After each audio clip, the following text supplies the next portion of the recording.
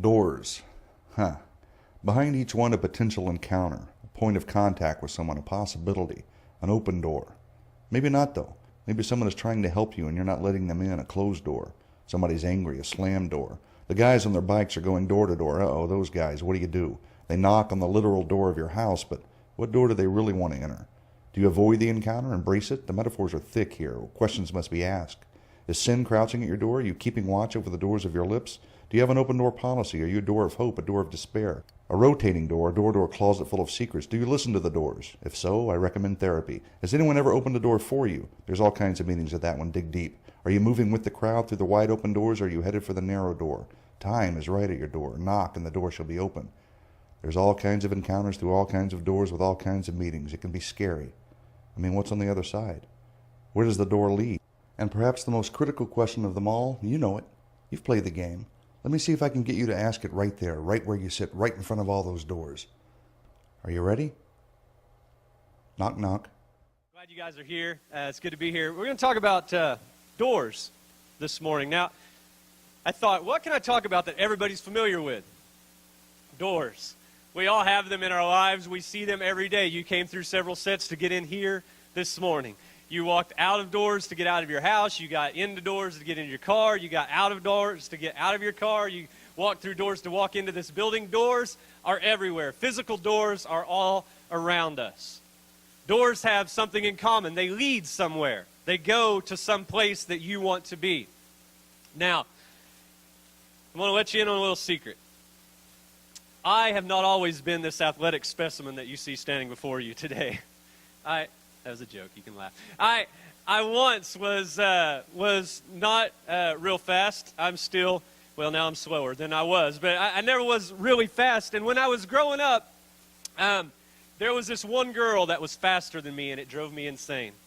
Not only was she faster than me, like way faster than me. If all things being equal, she was way faster than me. But just to rub it in, she would put on her mom's high heels, and she would race me, and she would beat me. It was humiliating. Her name is Chantel McDonald. She's my cousin. I would like to challenge her after church to a race because I think she'd still probably beat me, but I'd like to give it a shot. She would just humiliate me, and it was okay if Chad beat me in a race, because he was Chad, he was older than me, he's still older than me, I might be able to beat him now. But then I couldn't even stay close to him. I just never was fast. And Shan is older than me too, just so you know, just a little bit though. And she could beat me, but it always made me mad that she would beat me. It made me more mad when she'd put on high heel shoes and beat me because we were like 10. And she shouldn't be able to beat me that badly. And so I remember one day they had moved to a different house, and I'd been there a couple of times and been through the house. But they moved to this house and set over here in the south part of Norman. And as usual, she wants to challenge me to a race because as much as I hated the fact that she could beat me, she loved the fact that she could beat me. And so she was always challenging me, and I am just too competitive for my own good. And so I kept getting whipped. And so I said, okay. And so we take off from the car in the driveway. Now, it's one of those houses, it was, in the 80s, and they all had the garage that stuck out, and you went around the corner, and the door was up in there on a little porch. And so we take off out of the car, and we round the corner. Now, by this point, I've already lost sight of her. I told you I was slow. It's what happened. And so we come around the corner, and I see her there, sitting on the ground. She had fallen on the ground. We were racing inside. The door is open. I'm on the sidewalk. There is no possible way she can get up and beat me. She's sitting there, and I'm imagining, this is all happening I was slow. So, it took some time. And so I'm running, I'm thinking, I am going to win, and I can just see it in her face. She's going, no! She's just begging me not to pass her. And I went by, and I jumped up on the porch, and I hit the door, and I literally hit the door. They had installed a storm door and nobody told me. And so there's this nice, clear, clean glass door, and I make the god-awfulest racket when I bounce off of that door and fall straight onto my back. We never determined a winner that day. I'm saying since I got closest to the house that I won that particular race. But it threw me for a loop. Literally, it knocked me loopy. I hit it hard. I thought I had broke the door. The glass miraculously did not break, but I could see in. I could see where I was supposed to be, but in my way was a door. And I didn't really see the door. I didn't know the door was there. The only door that I saw was open. But there was still a door that blocked my path. We're going to spend a little bit of time this morning talking about doors in our lives. Some of those doors you can see. Some of those doors you can't see. Some of those doors you open up and walk through, and some of them, like me, you bang your head into really hard sometimes. We're going to talk about just a few of them for a couple minutes. The most important thing about a door is that it's got to be open before you can go through it. I learned that the hard way. And one thing that they all have in common is that they lead somewhere. Now, in our lives, we have a very important door that's the first step in this whole Christianity thing. And that door is the door to our heart. We have a literal door that, well, maybe not literal, figurative. We have a door on our heart that Jesus talks about in Revelation 3:20. He says, "Look, I stand at the door and knock. If you hear my voice and open the door, I will come in, and we'll share a meal together as friends." Now, I like this verse because Jesus is knocking on my door. Jesus wants to come in to where I am. Sometimes we just kind of glass over that. We just kind of look past that. Yeah, I gave my heart to God. He came into my life. Blah, blah, blah. But what we need to back up sometimes and think about is that the ruler of all the universe, the King of Kings and the Lord of Lords, God Himself wants to come in and live in my heart. He doesn't say, I stand at the door and knock, and if you'll open it, I'll tell you a few things, and I'll be gone. Or He doesn't say, I stand at the door and knock, and if you open it, I will show you this amazing vacuum cleaner that I have for sale today, and then you can decide to buy it or not. That's not what He does. He says, if you open that door, I will come in, and we will share a meal together. We will eat together. Now, to do that, that's something that you do with friends. When's the last time you invited a vacuum salesman in to eat dinner with you? Anybody? Never? Okay. Most of the time, if just a stranger comes to your door and they knock, you don't open the door and say, "Hey, made some nice bread pudding in here. Would you like some?" It's not normally what happens. When we open our door, the people that come in and stay for a while, the people that come in and we share our food with, are people that we really like, people that we want to spend time with. And those people that are knocking are people that want to spend time with us. He knocks, we open, and He comes in. That's how you're saved. That's how you give your life to God. He's knocking on all of our hearts right now, every one of us. He has knocked on our heart's door, and if you have not given your heart to God, He is still knocking. He wants to come in. He wants to have a relationship with you. He doesn't want to just look around. He wants to stay. He wants a friendship.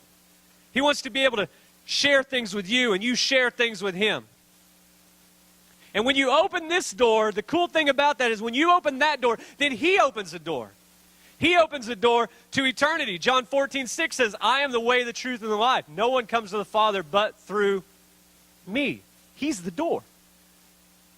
Jesus is the door into heaven. And so when we ask Him in, when we ask Him into our lives, when we ask Him into our hearts, He opens the door to eternity. He is the way.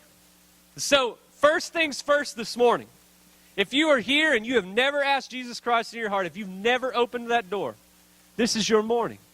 This is your chance to do that. Because He's knocking. And He doesn't want to sell you anything. He's not trying to pass something off on you. He's not serving a warrant. It's nothing like that. All He's doing is He wants to come in and He wants to spend some time with you. He's knocking on your door this morning. He knocks. He knocks, we open, He comes in. And when He does that, He opens the door to eternity. He lets us enter into eternal life. So that's a good door.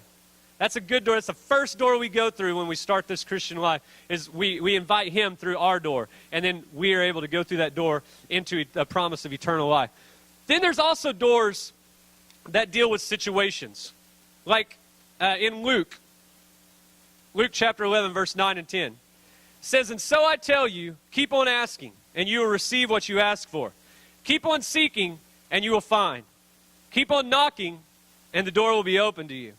For everyone who asks receives, and everyone who seeks finds, and to everyone who knocks, the door will be open."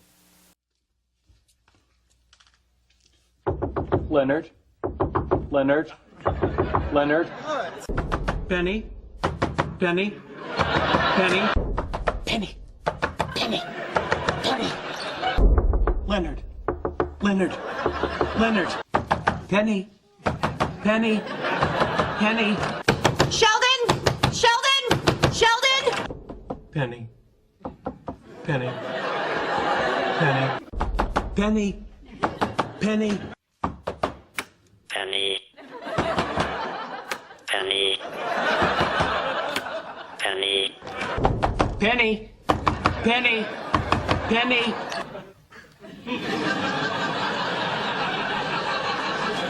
Penny. Penny. Penny. Penny. Leonard. Penny. Sheldon!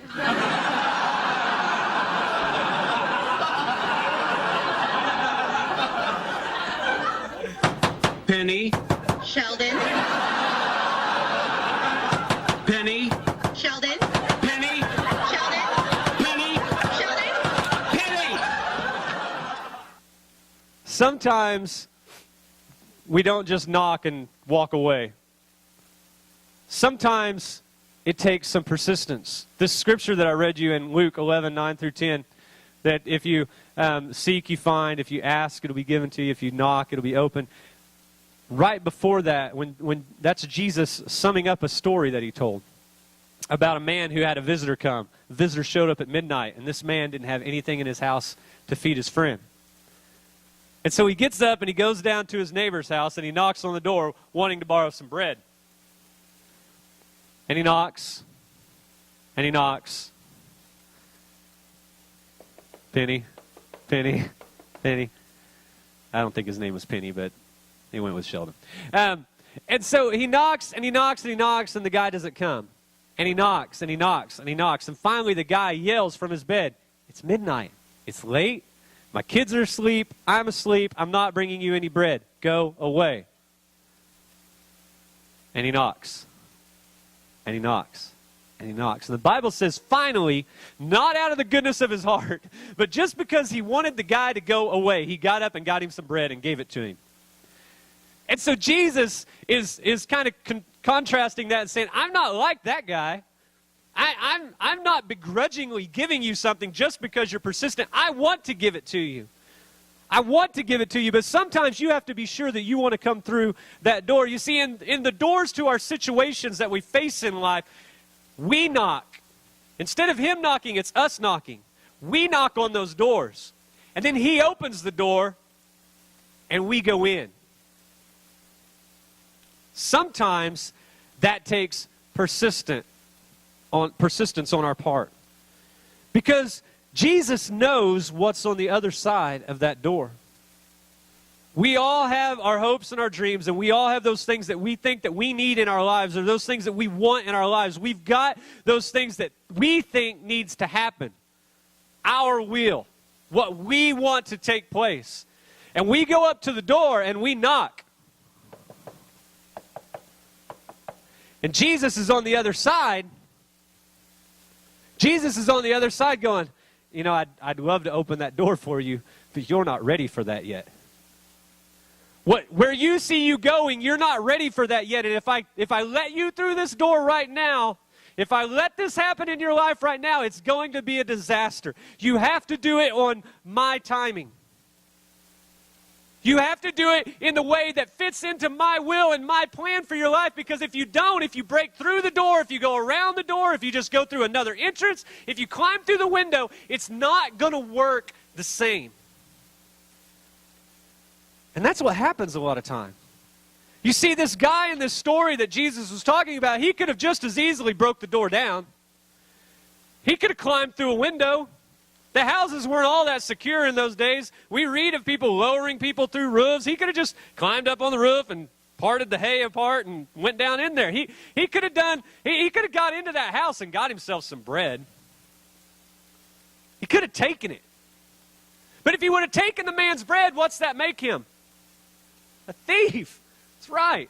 Doesn't matter why you're stealing the bread. If you're stealing the bread, you're still a thief. That's the problem with the story of Robin Hood. I'm glad he stole from the rich and gave to the poor, whatever you want to think, but he's still a thief. He's stealing. It doesn't make it right. The ends does not always justify the means. And though you may think it's best for your life, you climbing through a window and taking whatever it is that you want may not be God's perfect plan in your life. Jesus tells another story. Jesus says in another place, he says, you as parents like to give your children good gifts. Steve, your girls had birthday parties the last night. You got them gifts. They got good gifts. You wanted to get them good gifts. You don't want to buy them bad gifts. Nobody. Christmas is coming up. That's the biggest fear in most people's hearts. When they give a gift, they don't want you to take and rip that paper off that they spent so much money and time getting wrapped up, and rip it off and open the box and go, ugh. Yeah, nobody wants, that's not Christmas joy. That's not what you want. You don't want them to open up the gift and go, that's not the reaction you're looking for. You want joy. You want them to be happy. You want them to desire that so much that when they open it, they are just speechless. You want them to open it and go, ah! You know, those YouTube reactions that you see, like, we're going to Disney World. That's the kind of reaction that you want. That's the kind of reaction that Jesus wants when he gives us gifts, when he does stuff for us, when he opens the door and lets us take part in something. That's the reaction. He wants us to be overjoyed. He wants us to have life and have it more abundantly, the best parts of it. But the problem is we skip him a lot of times. A lot of times our doors are like these doors. And we knock. Jesus doesn't come right away, so we go, all right. And we're in. And we find ourselves in trouble. We find ourselves out of God's will, out of his timing, we're not in sync with what God wants for us. And when we do that, we're out on our own. And out on our own is a scary place to be. Out on our own is a scary place to be. I remember when I was growing up, they were building some houses back behind the addition that I was in.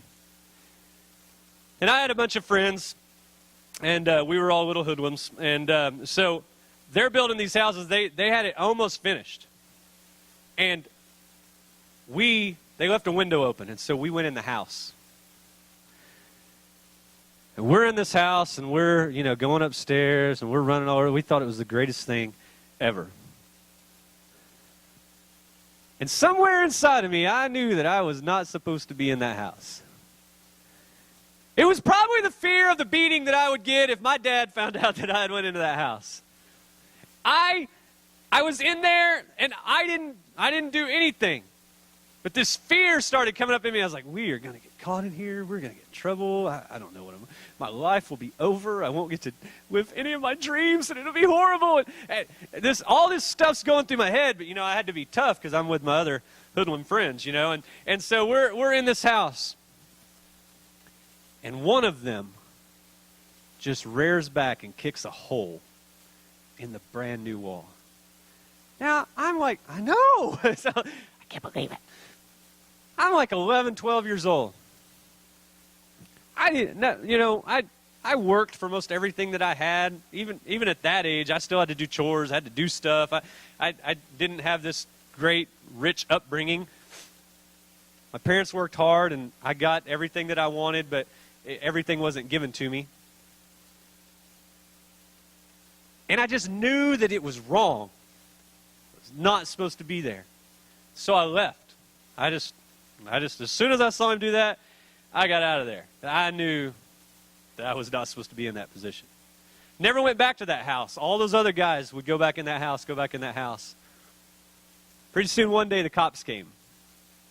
They were in the house. They had destroyed the inside of that house. They went to juvie. And I sat at home. Never told Mom and Dad I went in that house. Matter of fact, this is the first time I've ever spoke of it. I will not give you the address. I will not divulge any more information than what I already have. But I was somewhere that I wasn't supposed to be. And they were somewhere that they weren't supposed to be. And what happens when you are in places that you are not supposed to be at, when you go around the doors, when you go around the door that you're supposed to enter in, when somebody is supposed to invite you in, when you take steps to go around that, it's only going to lead to trouble. You find yourself in positions that you don't need to be in. Because what we're supposed to do is go to the door and knock. And be persistent. Wait for the timing.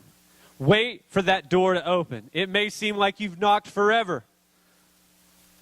It may seem like no one's ever going to come. It may seem like your situation is sneaking up behind you, and your knocking may get more frantic, and you may beat and pound on the door because you know that your answer is just on the inside of that door, but God is standing back there going, it's almost time. It's almost time. Hang on. Keep knocking. I'm going to open it. It's fixing to open. I've got my hand on the doorknob. I'm fixing to open the door. Don't give up. I beg you this morning, whatever situation you find yourself in, wherever you are in your life, whatever you are struggling with, whether it's physical ailments, whether it's a financial problem, whether it's a marriage problem, whether it's a family problem, whatever it is that you're going through, keep knocking on the door. Do not take matters into your own hands. Do not go around. Do not jump through the window. Stand there and knock. Keep knocking, because he wants to open the door, but it's got to be at his timing, because if it's not going to work out for you. Knock. When we knock, he opens, and we go in. Sometimes that takes persistence. Be persistent this morning. Let him have his time. Let him open it at his time. We've got a door to our heart. We've got a door that we face when we're in different situations. And then there's another door that kind of just as I was studying, I ran across this verse and it kind of struck me weird. And so I just want to read this verse and talk to you about it for just a minute. Mark chapter 1, verse 32 through 34. That evening after sunset, many sick and demon-possessed people were brought to Jesus. The whole town gathered at the door to watch. So Jesus healed many people who were sick with various diseases, and he cast out many demons. Most people read these 3 verses. They say, wow, Jesus healed a lot of sick people, cast out a lot of demons, various diseases were gone. Man, Jesus is awesome. When I read that verse 33 stuck out to me. Because it says the whole town gathered at the door to watch. They gathered at the door and they watched. The door was open. If the door's open, you can go in. But the whole town gathered at the door and watched. Sick people were being healed. People that had things wrong with them physically were being healed. The lame was walking. The deaf was hearing. The blinded eyes were opened up. Demon-possessed people were being set free.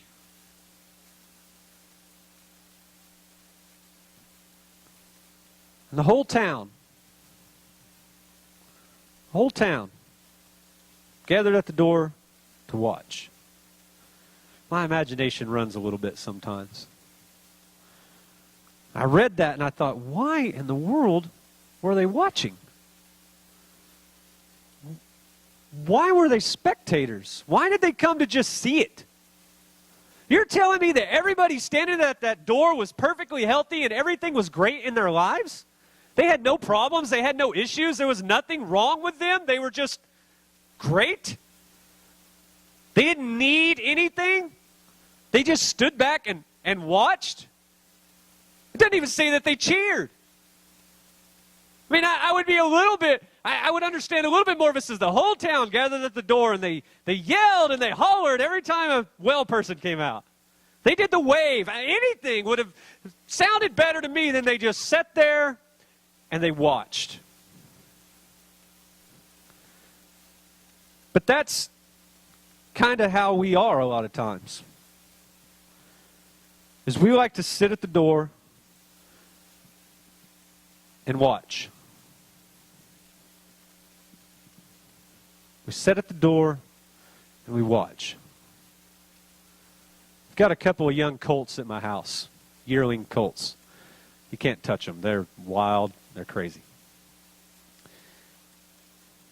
I feed them in these two stalls. They have to go in there and they eat. And they will stand outside the barn and they watch me pour the feed. They watch me put the hay in.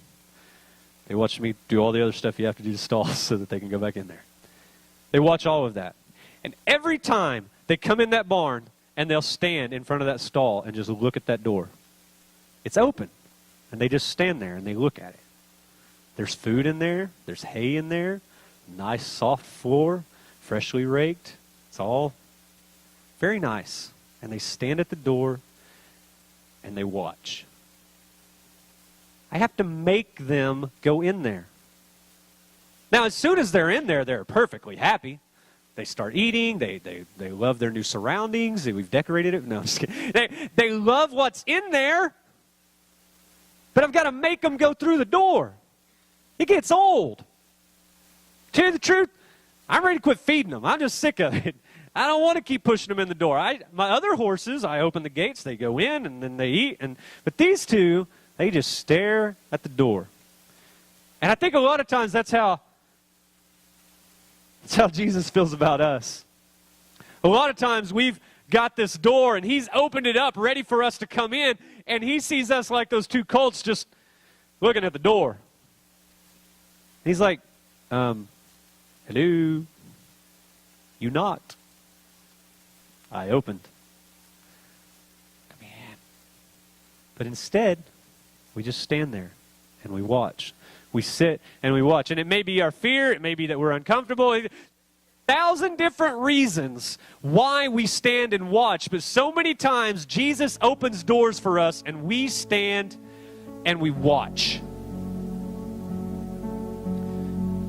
I can raise my hand and say, I'm guilty. I've watched before. There were miracles going on right inside this door, and the whole town watched. They didn't participate. They didn't go in and say, hey, Jesus, can you heal me? I've kind of got a little sinus infection. Could you take care of that? You think he's going to say no? He's healing everybody. So maybe they just thought their problems were too small. I mean, that dude's got demons. He really needs Jesus. Me, I got a headache every now and then. I'll be all right. Jesus wants to heal all of us. He has an open door policy. The door is standing wide open, and he's healing everybody that will step foot in there. But instead, we just watch. We're not designed to be spectators. As Christians, that's not really in our makeup. He didn't call any of his disciples to just watch. He didn't say, hey, Matthew, watch this. That's not what he said. He said, follow me. He said, greater things than these will you do. He didn't step out on the water and say, hey, Peter, all you guys in the boat, watch this. Peter said, I want to come to you. And Jesus said, come on, the door's open. Walk out here. Step out on the water. You can do it. He's the only one that did it. Everybody else stood at the door and watched. We rag on Peter sometimes because he took his eye off Jesus and he started to sink, but think about it. He walked on water because he was willing to step through the door. He was willing to go to that place that Jesus called him to. He was willing to take a step and go through the door, not to be satisfied to be a spectator any longer.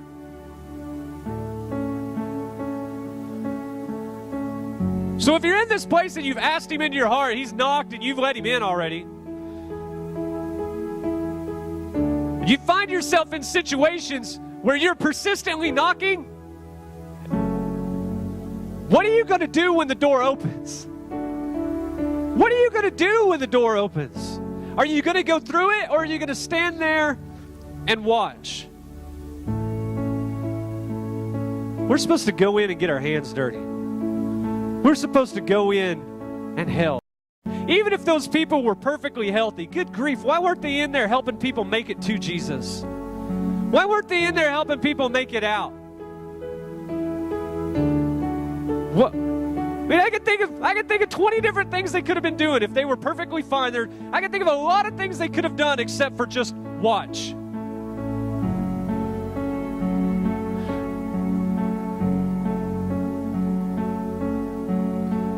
I'm going to owe my daughter $5, but when my daughter's out working with me on something, I do not like her to watch. I get irritated when she watches. I want her to help. If that means that she just has to stand there and hold something out of my way, or if she just needs to have a tool ready to hand me, whatever it is, I want her doing something, not just watching, because I want her to be active in the process. Jesus wants you active in the process this morning. He wants you to do something. He wants you to step through the door. He has opened it. Are you willing to go through it?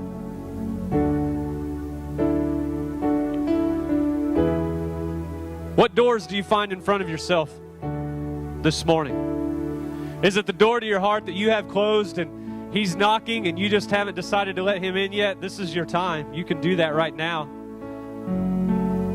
I don't have to lead you in a prayer. I don't have to call you up front and do a bunch of stuff. It's really easy. You just open the door. You say, Jesus, come into my heart. And then you just start to have a relationship with him. We make it a lot harder than what it is. But maybe you're in a situation this morning and you're pounding on a door, waiting for it to open. My encouragement to you this morning is don't give up. Keep knocking. Keep knocking. He promises it will be open to you, but it's got to be in His timing. He hasn't left you out there to die. He's going to let you in, but it's going to be at the right moment, and it's going to be the moment when everything will work out according to His plan in your life. Some of us have doors that are swung wide open, and He's just waiting for us to walk through, to take that next step, to do whatever it is that He's called us to do, to step out on the water, to draw closer to Him. Maybe it means worshiping like you've never worshiped before.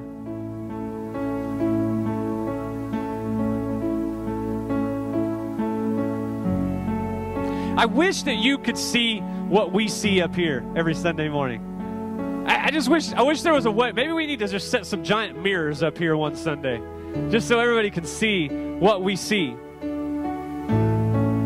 Let me just be honest with you. It's the most beautiful thing in the world. Some Sundays you look out there and people have their hand raised and their eyes are closed, and it just seems like everybody in the place is worshiping. It just seems like everybody is by themselves with God. It's amazing to look out and to see that. But then there's other days. Just to be honest with you, sometimes you look like a horse looking at a stall gate. You look like those people in Mark that are just at the door and watching. And he's thrown a door open and said, come in and worship me. Come in. Spend time with me. And we watch. Let me let you in on something so that you don't think I'm just hammering you. The same thing happens standing right here. There's some days that my heart's in it, and I'm worshiping God with everything that I've got, and to be honest, I don't even see you guys. There's other days that I'm just watching. I know you don't want to hear that. But I'm really not all that different from you. And I think our goal is to get to the point where we're going through the door much more than we're watching. I think what he wants us to do is to come in and spend some time. And every time a door opens, every time he opens a door, for us to step through it. Not to beat it down or go around it or climb through a window, but just to go through the doors that he opens. And I think that's the secret to it all. If we'll just go through those doors, we'll start to have that life and have it more abundantly. Because we'll be in his perfect plan if we just go through the doors that he opens. And those doors that are closed, it's okay to knock on them, but we're not going through them until he tells us to. What door do you face this morning? Once you recognize the door, once you figure out where that door is leading to, because all doors lead somewhere, once you figure out where that door is leading to, you need to decide whether it's open and you step through it, or whether you just need to keep knocking on it. But what you don't need to do is to stand there and watch as other people walk through your door. That door was open for you. That door was open for you. He wants you to worship him. And so don't just watch as everybody else does it. You step through that door. It's up to you. What do you do with the doors in your life this morning?